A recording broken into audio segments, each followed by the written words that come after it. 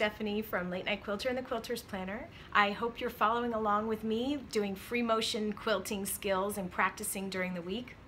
I showed you in a previous video how to stitch out the cursive L or a loop.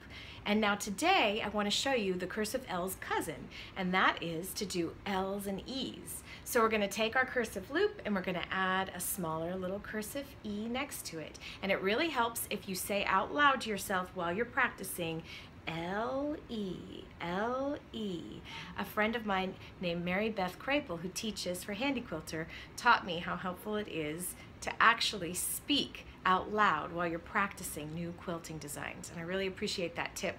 And so I am passing her tip on to you. Thank you, Mary Beth.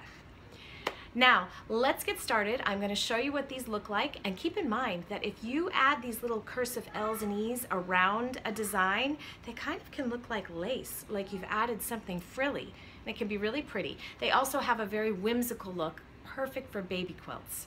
All right, let me show you how they look. So I'm going to show you how we're going to practice the cousin of the cursive L, and that is the L and the E combination. It's upping the whimsical nature of this design, if that's even possible to do that more, by adding different sizes of loops. I really love this one. It's a go-to design for me often.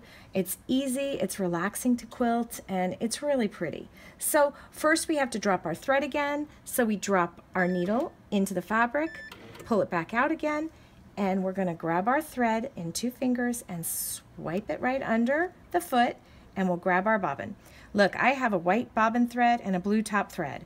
Secret for you to know, use the same color top and bottom thread. That way, if you have any imbalance in your tension, and let's say some of that bobbin thread is pulled up to the top a little bit, you got little pokies on the top, you're not going to see it because it's going to be the same color.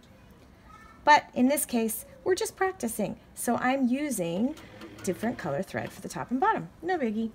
Okay, here we go. L's and E's. We're going to talk out loud because otherwise we might forget which one we're doing, which happens to me all the time. We're going to start out nice and slow. L and E. L and E. L and E. Now you can play around with making these skinny or fat or somewhere in between.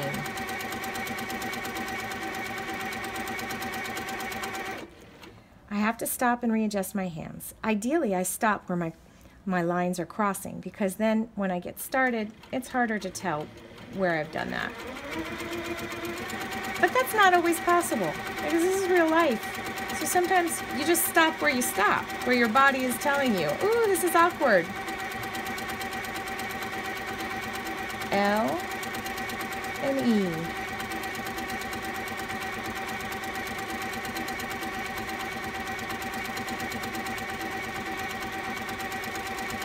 Just gently shifting my fabric, keeping my foot pedal speed constant. And I need to shift my hands, so let's stop. When my hands get too spread apart, I lose control and it starts to feel awkward. It's kind of better if I keep my hands here most of the time. I'm particularly awkward right now because I'm quilting at an angle so I can try and squeeze this camera in.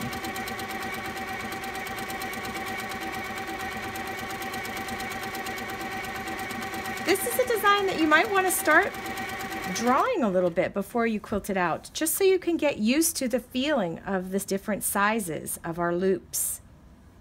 And also chalk in your lines or draw in your lines.